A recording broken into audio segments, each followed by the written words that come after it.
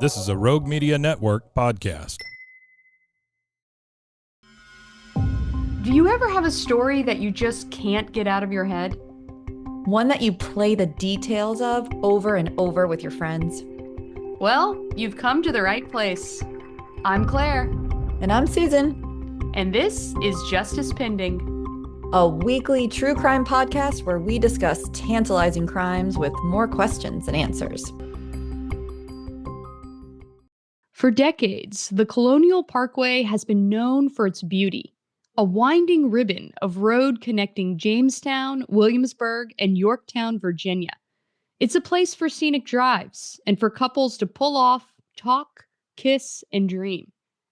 But between 1986 and 1989, that same road and the waterways that surround it became something else entirely.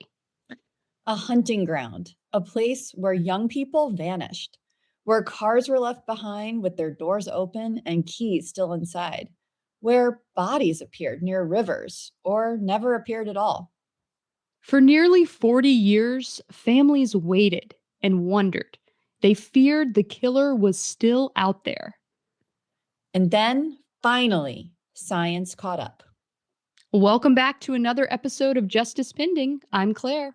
And I'm Susan, and today we're talking about the Colonial Parkway murders. It's actually not just one case. It's a constellation of cases spread across southeastern Virginia, connected by geography, timing, and an unmistakable sense of staging. So between 1986 and 1989, at least 4 couples and several individuals were attacked along or near the Parkway and the surrounding waterways. Some were found. Some were never recovered. There were cars left in strange positions, and victims disappeared from the lovers' lanes. Bodies were found near rivers, marshes, and construction sites all along. For years, investigators debated, was this one killer or multiple? Was it someone with law enforcement knowledge or a local who knew the tides and the roads and the quiet places? The public certainly had theories, while the families certainly had grief, but the cases stayed cold. Yeah, so let's talk about the first known victims. So it's September 1987. David Knobling is 20 years old, and Robin Edwards is just 14. And they were found shot to death near the south bank of the James River in Isle of Wight County. Their car was nearby, and the scene was totally isolated. Yeah, so they really had no leads. And I mean, Robin's only 14. You can't really have too many enemies at 14. Right. David's 20, but their families would spend the next 36 years living with unanswered questions. Yeah, because this was the first discovered, I should probably say. Yeah. Investigators really couldn't conclusively link this double murder to others. But in hindsight, it would become part, if not the start, of something much, much larger. Yeah, so the next victim that law enforcement has put in this constellation of cases is Teresa Howell. So it's 2 years later, it's 1989, and now it's in Hampton, Virginia. Yeah, so Teresa Howell, age 29, was last seen outside a nearby nightclub. And her body was later found at a construction site, and she had been strangled. So at the time, her murder wasn't officially considered a Colonial Parkway unsolved murder, but investigators never ruled out that there was a connection to that other double murder. And now, decades later, we finally know why. And we'll get to that, but not before we talk about the fourth victim, Lori Ann Powell. So now we're in March 8th, 1988 in Gloucester County. Lori Ann Powell, who's 18 at the time, had argued with her boyfriend while driving on a rural road. And around 11:30 p.m., she got out of the car and began walking alone towards Route 17, which I never recommend anybody doing. Yep, don't do it. Don't do it, ladies. Yep. No. Or men. Just a bad look. do it.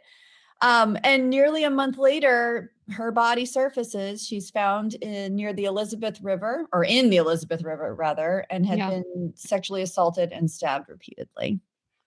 And her family had to wait 37 years for answers. So now let's talk about what really got this case in the headlines again. There's a big breakthrough. Yes, there is. In 2024 and 2025, Virginia State Police, who, they're faced with these somewhat maybe linked cases, geographically connected, are working with the FBI at this point, which is like right around the corner, to be honest, in Virginia. And they're using funding from the Sexual Assault Kit Initiative. They went and retested biological evidence from multiple cold cases. Yes. So I think it's so interesting that this Sexual Assault Kit Initiative, the funding is what allows them to test this evidence, because I don't know about you, Susan, but every time I go to like renew my driver's license, it gives me options of things that I can donate money to. Do you know what I'm talking about? Yes, yes. And one of them is always cold case evidence testing. Oh, and I'm I've always never like, you know what? that. I'm gonna throw $20 to that. I'm gonna put some money in there, because I love to see when cold cases get solved through good old fashioned DNA testing. So the results in this case changed everything. For the first time, they had a name and a DNA link to a suspect in all 4 cases. Wow. All 4, like 4 confirmations. Yes. Wow. So the name that came up was Alan Wilmer Sr. Huh. So Wilmer, who went by the nickname Pokey, I mean, that's just that's a terrible pun for it's a terrible creepy nickname for sure. Yeah. He had actually been dead since 2017. But if he were, if he was alive, police said that he would have been charged. Yeah. So, you can't charge someone who's dead, just like you can't libel the dead. They no longer, have a role in the legal system. So he couldn't be charged, but people felt like this was an answer to 4 cases: David Knobling, Robin Edwards, Teresa Howell, and Lori Ann Powell all had Alan Pokey Wilmer as the suspect at the scene, with his DNA there with no reason. No reason his DNA would be there. So who was this guy? He was actually a commercial fisherman and a tree service operator. So yeah, he lived on a custom-built wooden boat that was called the Denny Wade. I don't know why, but that was the name of his boat. And Wade, I get, but Yep. That makes a lot of sense then, to connect the cases geographically, because, that boat allowed him to move freely between marinas in Gloucester, Middlesex, and the Northern Neck, Hampton Roads. I mean, it would also, I suppose, if anyone had been near the crime scene, I mean, he'd escape pretty quickly. Yeah. Because now you're not closing roads to hunt for people. He's on a waterway. Like, who's going to think about the waterway? Oh, totally, Susan. I have several cases in my Rolodex of crimes that are always popping up with these details where the suspected killer escaped by boat or by jet ski. Wow. And it's always so it's just such a wild card move, right? Because, they don't have road closures. They don't have checkpoints. They don't have license plate cameras, toll tags, all of these things that would pinpoint someone on a road. You don't have that on the water. So it's also worth noting that Alan Wilmer drove a distinctive blue Dodge Fargo pickup that was a 1966 model, and it had, I guess it's a specialized license plate. It's EM-RAW, like M-RAW. And so it just stood out. Even like in the 80s, you're talking about a 20-year-old Dodge Fargo pickup, right? So people knew that truck. And I think as people are now trying to tie more cases potentially to him, the details of his boat and this truck are being used to try to jog people's memories. Well, totally. And it makes sense. If someone goes walking down a road, he's not only on his boat, he's also Right. driving his car and I guess on the hunt. It's worth noting too that they said he did have a metal toolbox in his car. I mean, there's equipment in the truck Right. bed. So, who knows what was in there, but that is certainly something he could have used in his pursuits. Oh yeah. Yeah. It makes me think of, Ted Bundy and how he had his murder kit in the trunk where he kept, his crowbar and duct tape and all the various trash bags and shovel and all the things, zip ties. Ugh, Um, gosh. that Yeah. one carries when they wish ill upon other people. So That's right. And the other thing about our friend here, he belonged to hunting clubs, which does make sense if he was a tree guy and living off the land in the forest and that kind of thing. But it also means he knew the remote roads, he knew the waterways, he knew how to disappear, like we talked about. yeah. Now we know from DNA evidence that he knew how to kill, which is absolutely terrifying. Oh, yeah. I mean, this is the stuff of nightmares, right? The serial killer who blends into the rural community and has no criminal record. People don't know that he's ever done anything wrong and is able to move freely and commit these crimes and completely skate justice. It's so disturbing, Susan. It is, and it's not even blending into it's almost like faded into the Yeah. background because it seemed like he really lived off the grid, and it doesn't. I found no evidence that he was married, had a family. I mean, there was just Right. nothing to tie him.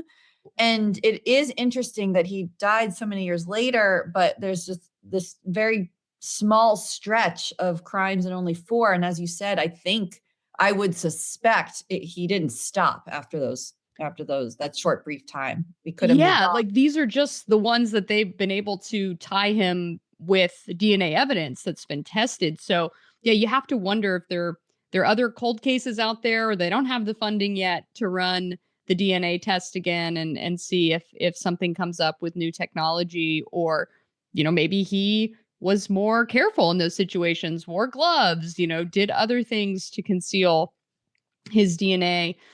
So yeah, you really do wonder if there are more cases. I know for sure people are looking into that. It's something, we talked about how he appeared to be kind of off the grid, didn't, wasn't married. So I was curious, like he dies in 2017. He starts getting connected to these cases in 2024, 2025. Like why the gap, right? Why the gap? Well, funding, I suppose. Well, yeah. So they had taken his DNA when he died for the purposes of confirming his identity. So he died alone.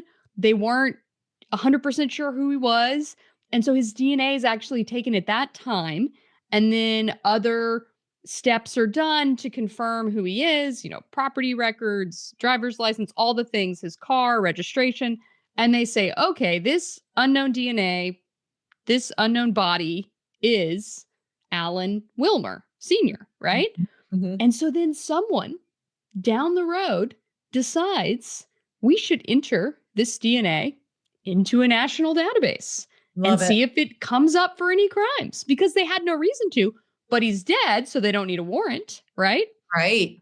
So it's all very fascinating to me. So once they put that in, that's whenever the connection popped up. So it's that need to identify his body. He was so nondescript, even in death, that they didn't know who he was. So it's something just popped into my head now. You repeated his name with senior at the end. Does that mean there's a junior? I mean, who goes around calling themselves a senior if there's no junior? You're right. That is weird.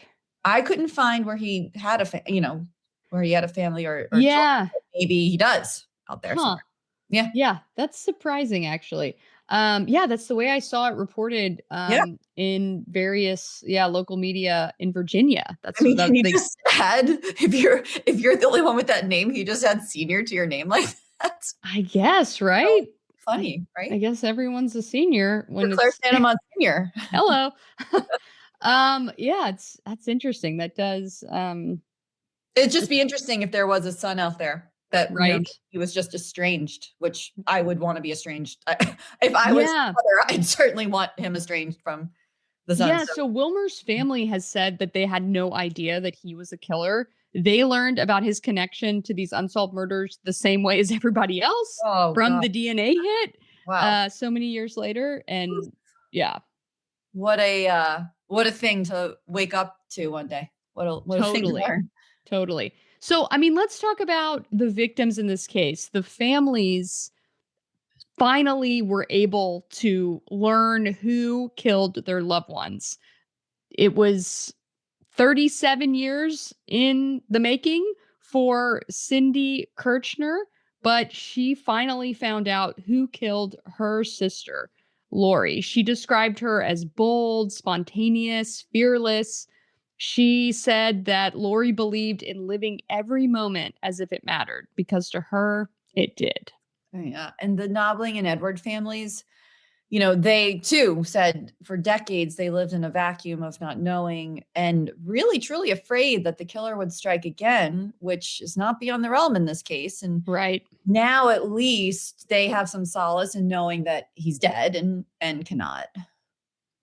Yeah, I mean, the justice that comes from a courtroom will never happen in this case, but at least there are answers. There are so many families out there that don't know how who killed their loved ones and are still searching for answers. So this is a different kind of grief, Susan, but it's still, it's an answer, but it's not the full measure of justice you would like to see. That's right. I mean, and it's now this haunted road. It's not to my knowledge, there are no current cases. It's not a spooky place, but it's sort of one of these, you probably drive there and you think, oh wow, there was an active serial killer here at one point. And that's gotta do something to the mind as you're driving that every day. If Yeah, you're driving. definitely. Yeah, this case was one that, in Virginia, people talked about for so long, wondering would it ever be solved? Would people ever know if it really was a serial killer or were they all, separate unrelated murders? And the crime scenes, being so remote, it it really hampered investigative efforts to tie things together. It's Yeah, just like, yeah. it reminds me a lot of the Gilgo Beach murders that, I mean, decades and went on, it Yes. was, finally there's a suspect. I think the trial is beginning Labor Day this year after this upcoming summer. Oh And, wow. it's one of those where same sort of thing where it's such a beautiful stretch that is so marred by these tragedies and by murder. And, it's hard to reconcile that as you're on the stretch. Oh, totally. Yeah. It's it's just hard to believe that someone could take such a beautiful place and do such terrible things there. Exactly. Exactly. And we might come to learn that more terrible things have happened, honestly. Yeah, Here. so Virginia State Police have said their investigation is not over and they are actively reviewing other cold cases. Yeah. So I think, if you're listening to this and you have information, contact Virginia State Police with, whatever information you have. Or if you know a case that you think deserves to be on their radar in this realm. Yeah. Yeah, for sure. They've said they're looking into disappearances, unexplained drownings, cases where vehicles were abandoned on the side of the road and, the cars were still in working order, other isolated attacks. They're trying to make a connection and see if Alan Wilmer has anything to do with those. Yeah. I mean, it would be surprising if he stopped at 4. Yeah, I agree, especially considering he wasn't caught, right? So it seems like it yeah, Exactly. I would be surprised if this is all that comes of it because it seems like he was acting with impunity. Yeah, I mean, he truly got away with murder. Yep. Isn't Yep. that terrible? It is. Yeah. And I mean, the truth was always there. It was just waiting for the science to catch up because he left his DNA. Yep, he sure did. Wasn't that smart, but certainly still got away with it. Well, thank you so much for joining us down the Colonial Parkway today, and we'll be back next week with an all new case. Justice Pending is recorded in Dallas, Texas for Rebel Studios. It's hosted by me, Claire Sanama, and Susan Passoni. Our theme music is Bending Truth, licensed at premiumbeat.com. We appreciate all listener feedback. Leave a review wherever you're listening right now, and we might read it on the air. Thanks for joining us.